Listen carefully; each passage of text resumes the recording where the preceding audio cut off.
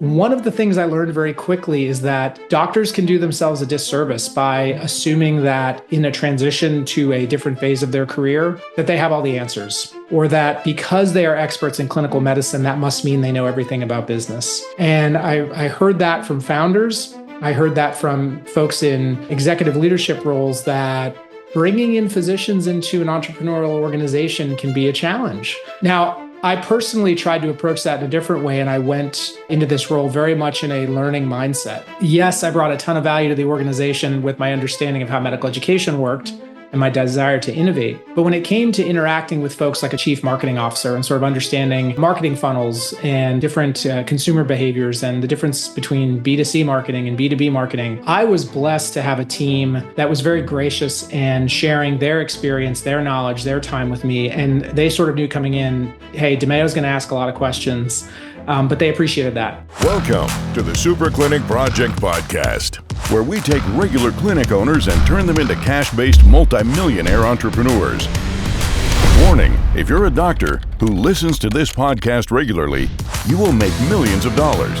Do not listen to this podcast unless you want to be a successful clinic owner who helps thousands of patients achieve their health goals and adds more money than you can imagine to your bank account. You've been warned.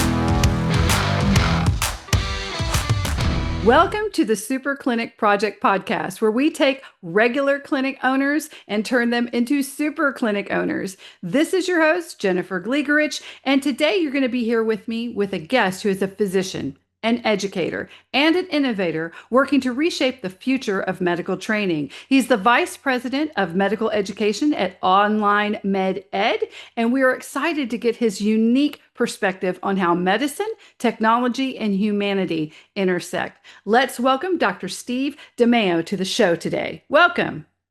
Hi, Jennifer. Good to talk to you today. I'm really excited for our conversation. Me too. Did I say your name correctly? DeMeo, you got it. Yeah, okay. I thought so.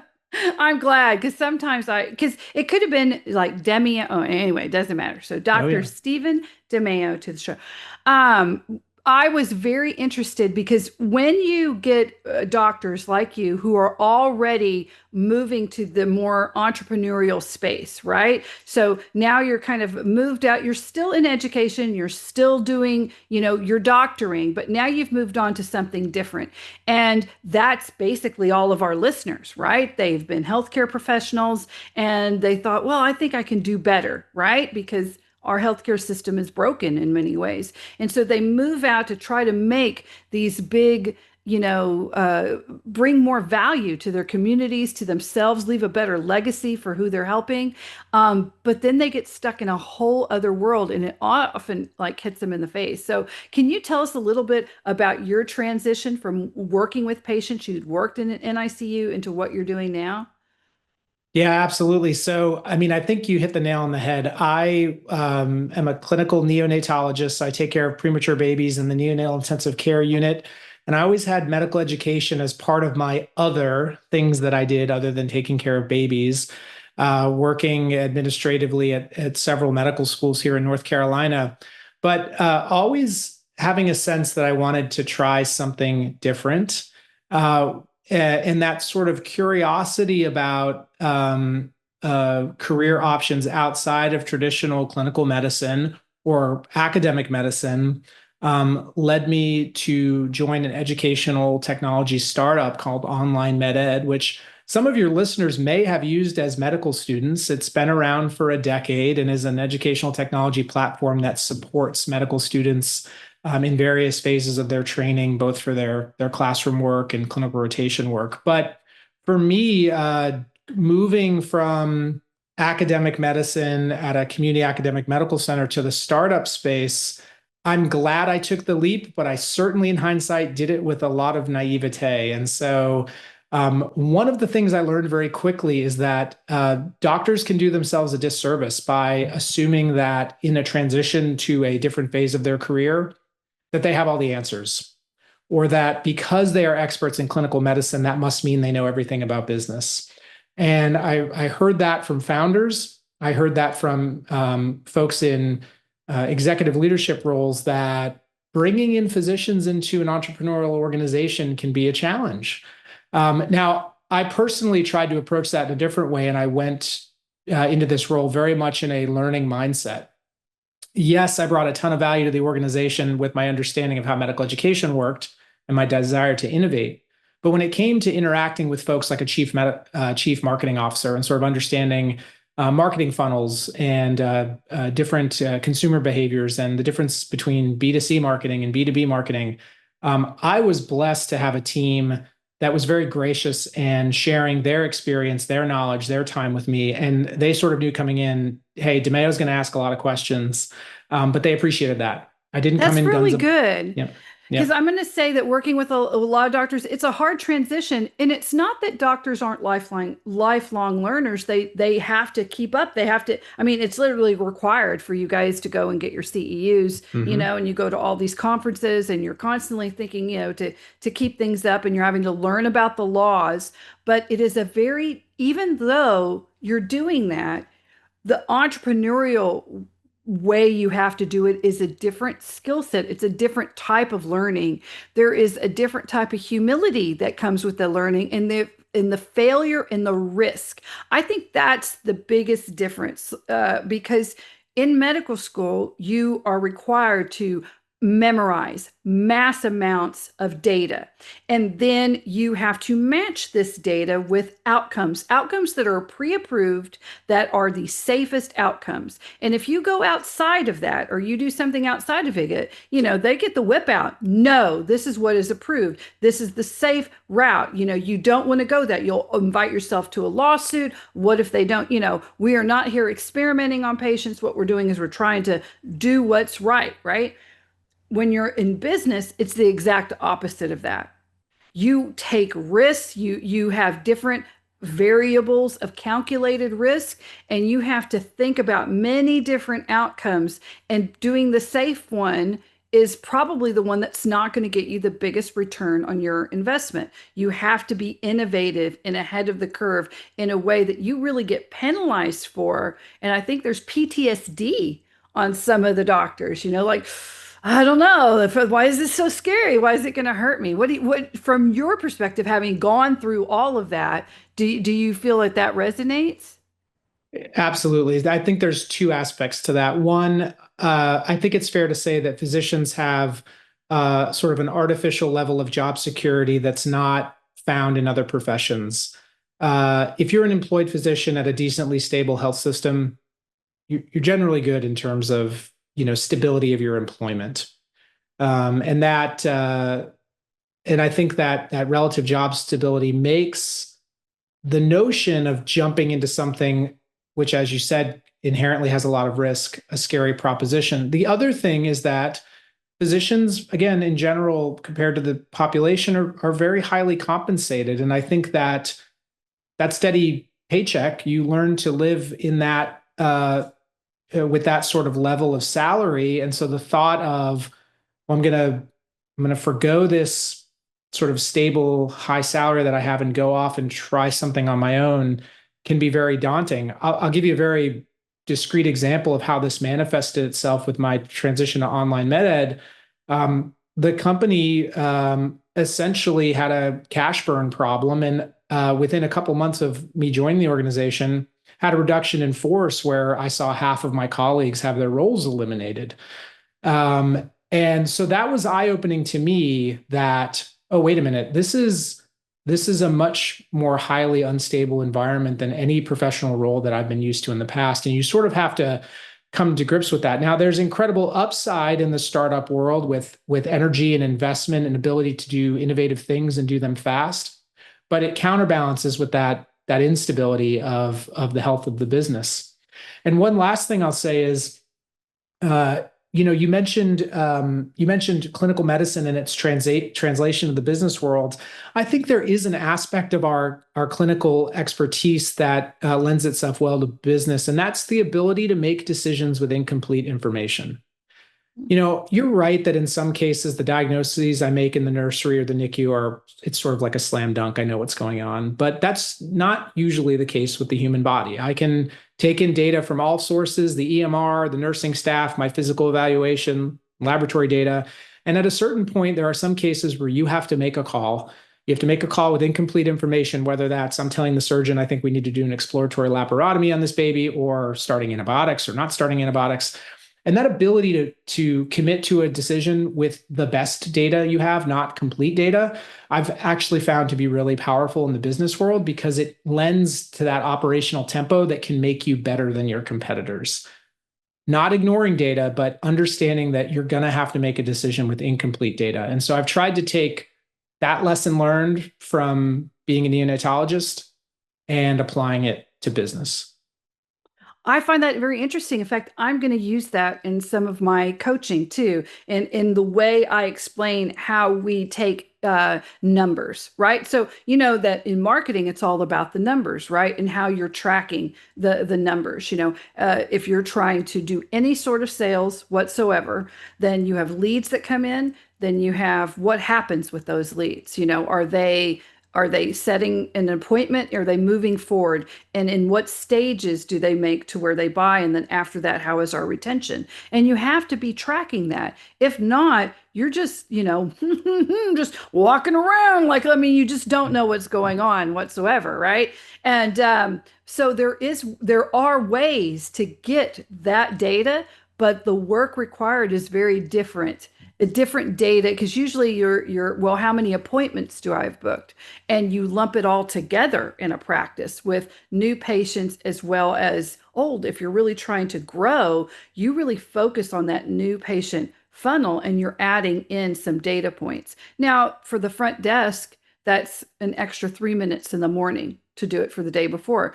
But if you're waiting to the end of the week or end of the month, it becomes a big task, and then they just drop it, and then they're a little bit wild. So let's move on to the technologies that you're using now. So you're really trying to change the landscape of how medical students are learning. Can you talk about what you're doing and what innovations you're working with now and how it's working? Yeah, absolutely. And, spoiler alert, this is going to have a little bit to do with artificial intelligence and large language models because they are really revolutionizing both our ability to create new content, but also learn about our learners through assessment. So, your audience is probably familiar with question banks and high yield study resources as those things that we knew as medical students were part of the process to get you ready for high stakes boards exams like the USMLE or the COMLEX in the case of osteopathic physicians. And one of the really interesting things with AI is that the barrier to creating high quality assessment items, QBank practice, that bar is coming down because the task of creating a clinical style vignette or multiple choice question is one that is sort of ready made for LLMs. And so I think in the future, we know that assessment is part of learning. You have to figure out where your learners are so you can identify gaps and remediate them prior to high stakes exams. I think the brag point for companies is no longer going to be how big my QBank is or what the denominator of items is going to be, but it's going to be the adaptability of that QBank. How can I actually generate a set of multiple choice questions that's personalized to what I know about Jennifer? So you're in my platform. We're doing a lot of testing along the way. We know where your gaps are, and I can deploy to you a custom set of multiple choice questions that address the gaps that I've come to find about your learning based on your learning style. Oh, yeah. And so now the test prep becomes personalized. And then if you roll into that all the really rich learning content that we have at Online MedEd, centered around our whiteboard video lectures, imagine now that your journey through, say, our clinical OBGYN lessons is not the same as your classmate next to you. Because now through the power of these platforms, I can learn about where you are in terms of a pre-knowledge check-in. I can deliver learning material to you in a way that's personalized for you. And then I can test you on that knowledge to see if it's been acquired before it surprises you with something like a high stakes exam failure, either an end of course exam or an end of rotation exam, or God forbid, an unexpected failure on say the USMLE. So in short, what I'm really excited about is we are endeavoring to build a learning platform that's personalized to the learner and incorporates both really high quality learning content, but also that ability to do a lot of check-ins or assessments along the way. That sounds fascinating to me. I'm thinking about this in terms of not just how much better for the education system it'll be, because this is very old school, but I went to a convent private tiny school. Was not very expensive, but it was a very incredible quality in a small little town.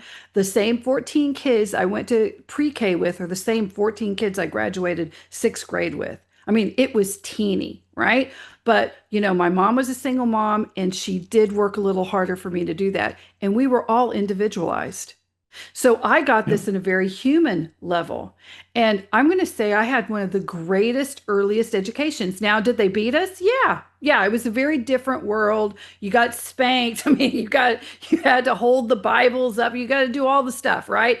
But at the same time, I knew a kid in there. I was always a very good student. So I was already way ahead. I never ever got bored in class.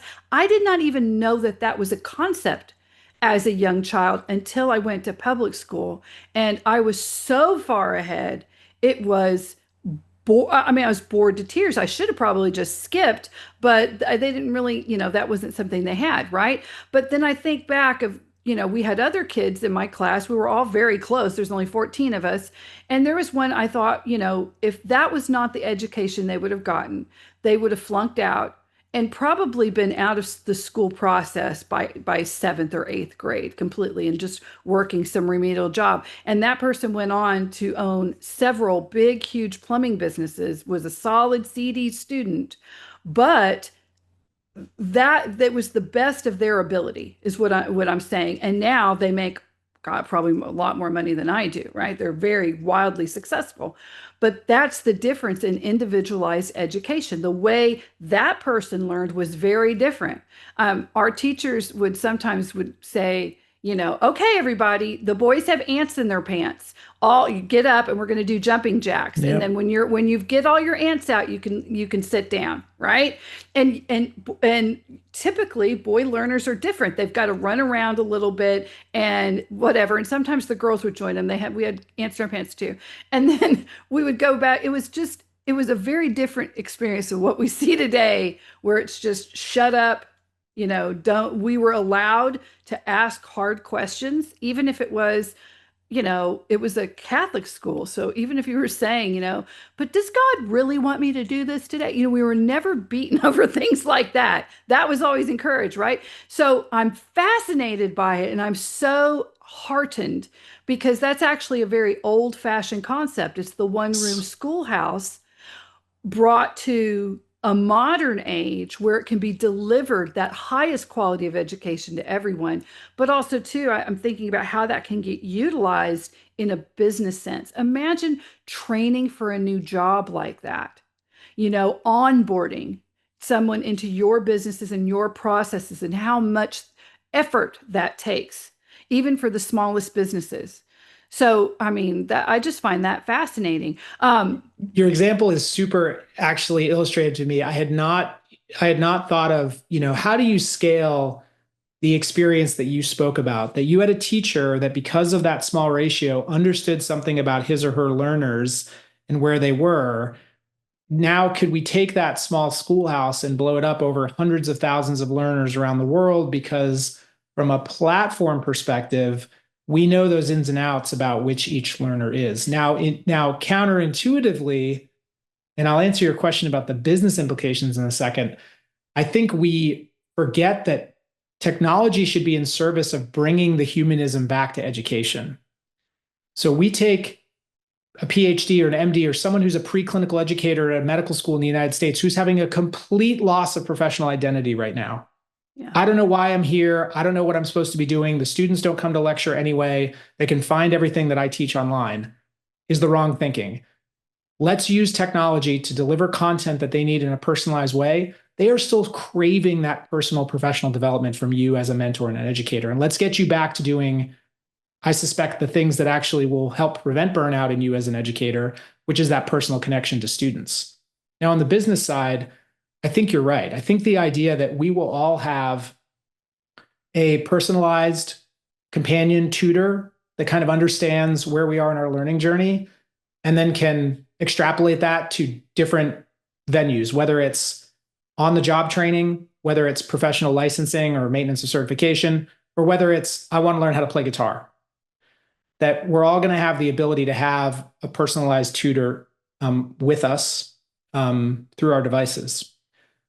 What's really interesting about that is, imagine now that you're scaling your business. You've done the hard work. You've worked with Jennifer's group. You've started that clinic in your hometown, and there's a need at a distant location or remote location or a growing metro, and you want to replicate the learnings that you've found from your staff in your office at what is going to be a second site. Does everyone need to go travel there? Can we do it remotely? Can we use online learning, online onboarding, brand uniformity, patient education, all of that? I think there's huge opportunity. So I'm in my 40s, but my generation and those younger than me, the thought of calling someone on a phone to ask a question or make an appointment, you'd think, if you ask a 20-year-old, call a doctor's office to make an appointment. Are you crazy? I have a 19-year-old, and it's just like, I'll call him on the phone. He answers and he'll talk to me. It's lovely, like how it is. And he's very sweet. So he's very old technology, but like his friends and them, they don't sit on the phone and talk at all. It's all text. And I don't necessarily think that's a good thing, because they lose out on so many different contexts and different ways to communicate, and things that never were barriers to me are huge barriers that are preventing them from asking for a raise or getting the job that they really want, or interacting with the people around them in ways that truly are fulfilling to them on a human and soulful level.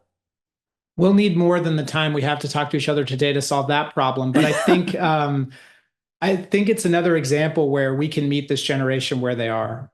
I mean, right now, my online MedEd's parent company, Archer, does a lot of amazing work on the nursing side with social learning. So the idea that you actually take a learning session, whether it's a core competency or whether it's test prep, and you do it on a format like Instagram Live or TikTok Live.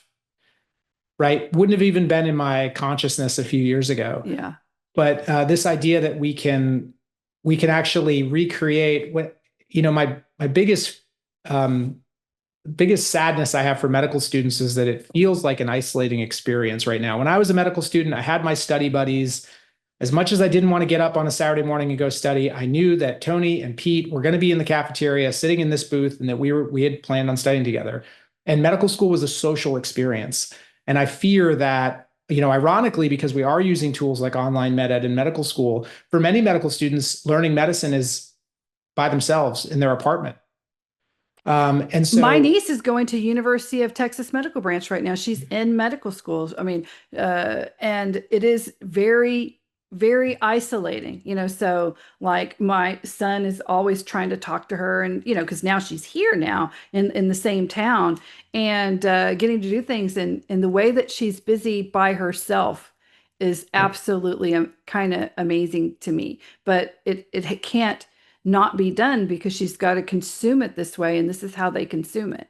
Yep. So we're really exploring how can we use the power of social networks in a positive way to reconnect learners who otherwise may have not even gotten the chance to meet each other. And that obviously has implications for physicians that are starting a business, which is that if you're looking to acquire clients or customers, you can't forget that we're just in a time where I'm not sure they're going to respond to clever email marketing campaigns anymore. I think you need to be out there on socials.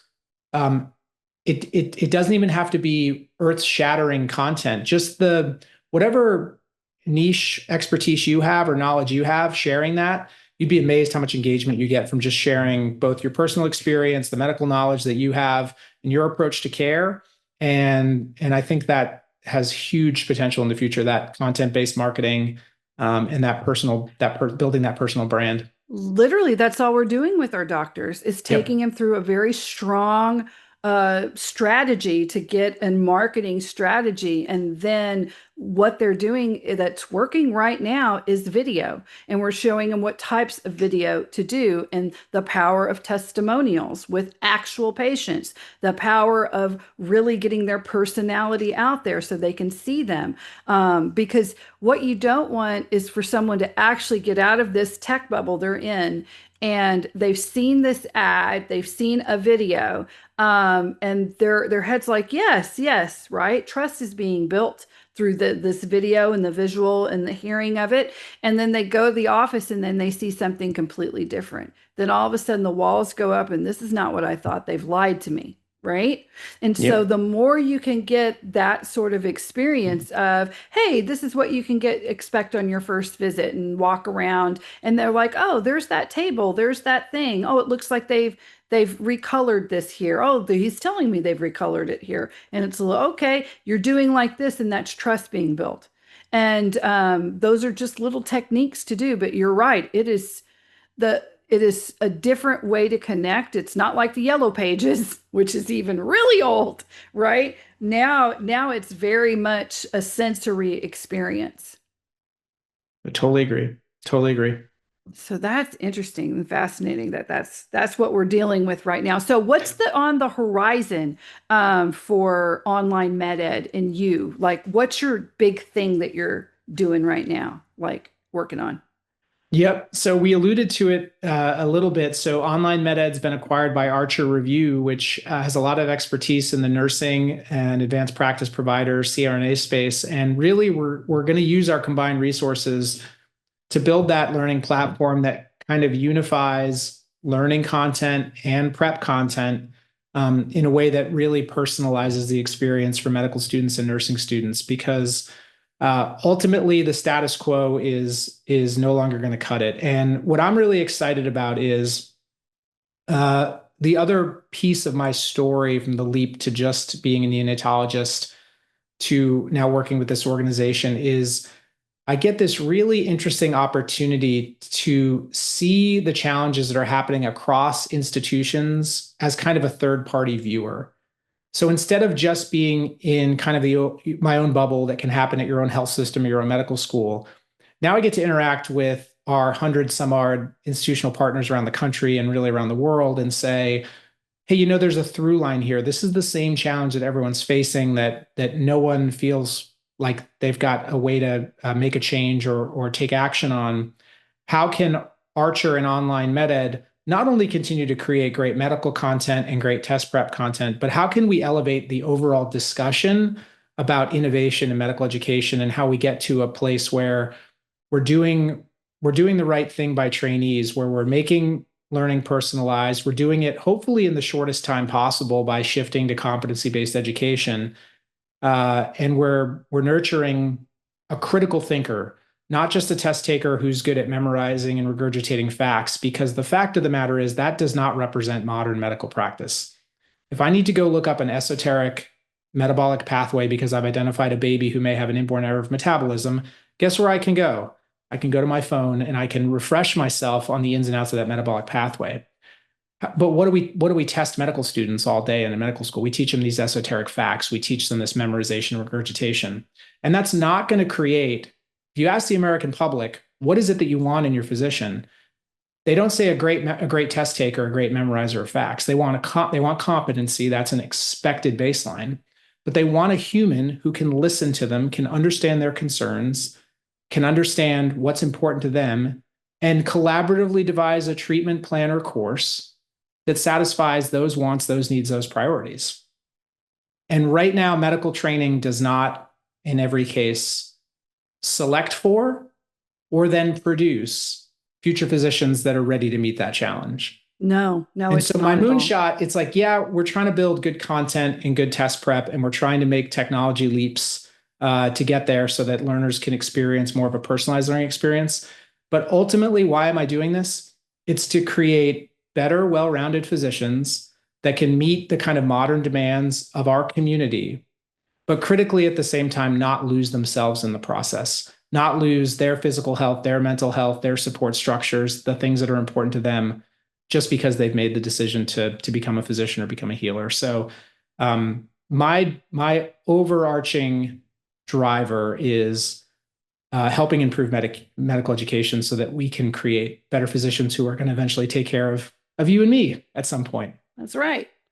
Well, good. Okay, so man, that's really good because if you can get this done for this end, then what you're doing now will lay the pathway to have AI that can do it on the patient end. So imagine every day you're just telling your AI, let's say you have a specific AI healthcare assistant, your nurse, Nurse Betty or Bob, and in the morning, like, how are you feeling? They do check-ins with you. They do this with you. And you're just talking to this AI. They're checking your blood pressure, whatever they're doing, right? Helping you through your Fitbit. And then that AI assistant is able to get that information and then get it to the doctor.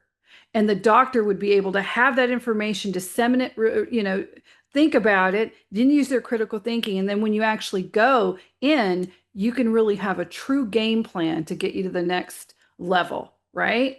And I think the technology implications for medical practice are huge. And I tend to be an optimist. There's a lot of think pieces out there about, boy, I wouldn't want to be a radiologist or I wouldn't want to be a dermatologist because, AI is coming for our jobs. And I think that misunderstands the role it's going to play in practice. yeah. Imagine AI helping me run a 50-bed neonatal intensive care unit by continuously collecting data on all the babies that are in that unit, vital sign monitoring, nursing assessments, lab work, and then producing something like a clinical illness or early warning score.